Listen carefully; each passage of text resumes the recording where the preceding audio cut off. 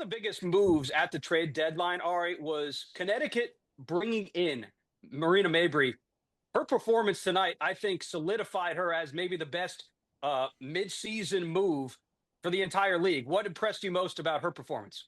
Well, first of all, if I'm Connecticut, I'm like, shout out to my shooter, right? And especially because Ty Harris went down with whatever injury. Yeah.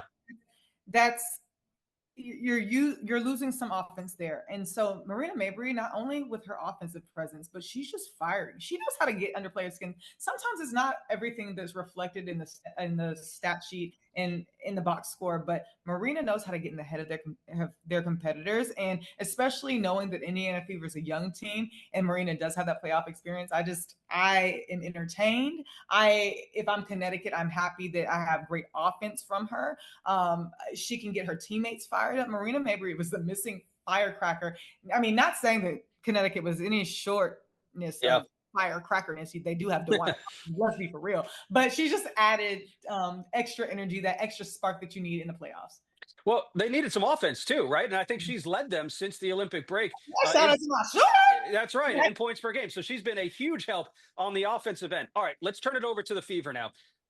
I'm not going to put a ton of blame on Caitlin Clark in her first game of the WNBA postseason that she's ever played in. But how can the Fever win a game in Connecticut? Because, look, if they win one and take this thing back to Gamebridge, this is a real series now. Well, Connecticut and the Fever play each other very just aggressively. And yes, that type of basketball. It's the scrappiness, the grit. Nothing comes easy, and nothing came easy for the Fever today. Caitlin shot 2 of 13 from 3, 4 of 17 from field. Kelsey Mitchell, 2 from 10 from 3, 9 from 20 from field. And though Kelsey still finished with 21 points and Caitlin still finished with 8 assists, when you have your players who normally make those shots not making them, it throws things into a little bit of a disarray, especially in a playoff time where it's getting to be must win. It's fine. It's fine. They just have to do better offensively. They got the open looks. They just weren't hitting them. And so just figuring out a way to have those balls drop. And sometimes the ball just doesn't want to drop, and that's fine. But just, figuring out how to not have both of your 3-point shooting stars in the slump, but a little business with her double-double. Here's one thing I did love about this game. At the end of the day, this is the playoffs. This was a physical game between these two teams. And to the referee's credit, they let them play, at least early on in this game. All right, I do want to touch on Caitlin Clark a little bit more. Yeah. Obviously, this is her first time experiencing this, a ton of pressure on her shoulders. You mentioned the stats. What can her teammates do to help her? And also, what can she do to feel a little bit more comfortable and put points on the board? Well, I don't think Caitlin Clark is any she's not shying away from the pressure. If anything, she's been pressure all season. It's almost like people don't realize that playoffs are a very different ball game. And I'm not talking about and doesn't realize that the general public who's just consuming WNBA playoffs for the first time, they don't realize how much experience in the playoffs really comes into account when you're playing a playoff game. You have the Connecticut Sun that has really been the bridesmaid for so long. They've been right there. They're a championship level team that is hungry for more. And Indiana Fever just got back here. So I understand Caitlin Clark and the pressure. There's a whole team of people that is feeling the pressure because all the eyes are on them. But the Connecticut Sun is hungry. They're physical. They've been here before. They have veteran leadership that can really, really infiltrate the entire team. Their shooting is going well. Their defense is great. Connecticut Sun is so well-rounded, whereas Indiana, yes, they've been clicking lately. They've been trending up. But this is a new ball game, a new atmosphere when you enter the playoffs. All right, so despite being named... That I 100% agree with. Look, the Sun brought it. They were physical. There were some calls that weren't called for the Indiana Fever. I understand that. And look, I'm going to keep saying this. We have so much expectation for the Indiana Fever. We keep overlooking how good the opponent is versus what the Fever are trying to be. We all know the Indiana Fever don't have the same roster as the Aces, the Lynx, even the Storm. You know what I mean? As far as veteran type of players, being in these moments, being championship type players, being down another series in the playoffs, going up against each other, the Aces versus the Lynx or the Liberty versus, you know what I mean? Like, yes, this is Caitlin Clark's first game. A lot of these shots, I'm going to be honest, it didn't look bad. Some of these shots are just in and out. And usually these are shots that Kelsey Mitchell makes, Caitlin Clark makes. And if they do make 50% or half of those, half of the shots that they missed or whatever the case is, this is a completely different conversation, completely different outlook, completely different outcome. So I don't think it has to do with the big moment. I don't think it has to do with that. I think some of the shots were just not falling for the girls.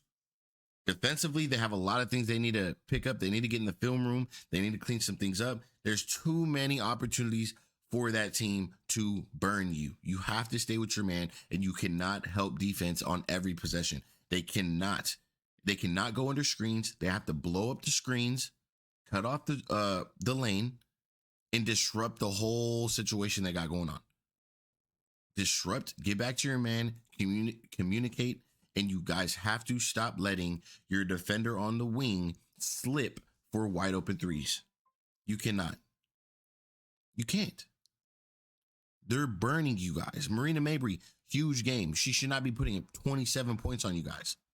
She got caught on a burner today. So, and she's capable of doing that. And that's why I thought the Sky getting rid of her she requested the trade. And you can see why. So I expect the Fever to come out Wednesday, have a decent game, have a much better game than what they played. And they just need to make shots, and they need to play way better defense. They need to stop trying to double team. Focus on your man. Stay with your man. Run in transition. Play fast. Do what you guys been doing all year. We're playing this slow, stagnant offense. Nobody's really moving. Caitlin Clark is getting blitzed. Then they came out with a whole different game plan. See, the difference with the coach over there and the difference with Chrissy Sides, you saw the Connecticut Sun run a completely different lineup than not lineup, but like a whole different defensive strategy. We came out and did the same exact thing that we do. We didn't even game plan. They put Bonner on Caitlin Clark. And Bonner just eating up our 4th spot. She put up 16 points, I believe, in the first half or some crazy number. I was like, bro, no way. So, yeah, man, Caitlin Clark, that you could call it a rough debut for her. Yeah, stats-wise, no problem. I think she'll be okay, though. I think she will.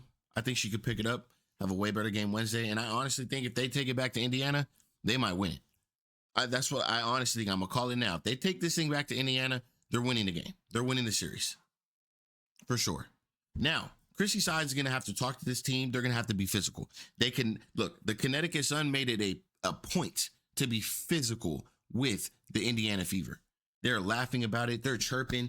They're clapping up for each other. This is their game plan. They know that Caitlin Clark and the Indiana Fever, nobody on that team has that real, like that dog in them. Everybody's going to kind of roll over. We're going to bully them. We're going to push them around. We're going to be physical. We're going to get them to get frustrated. We're going to get under your skin.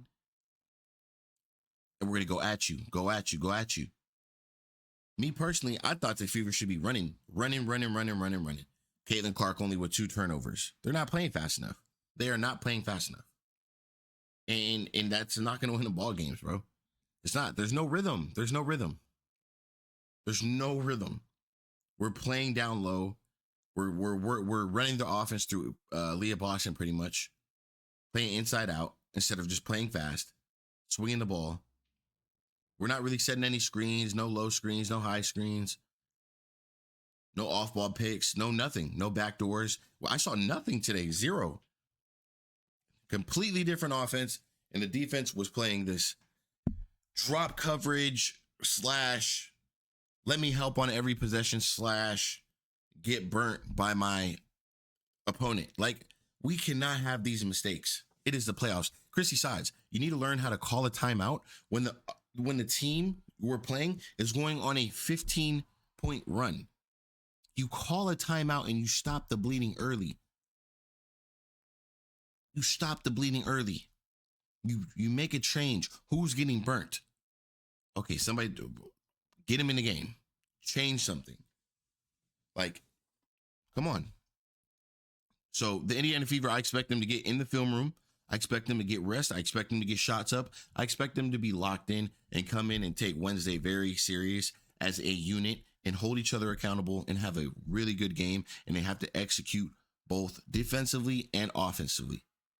Hold each other accountable, play for one another, have each other's back, go out, get a win, take this thing back to Indiana, win the series.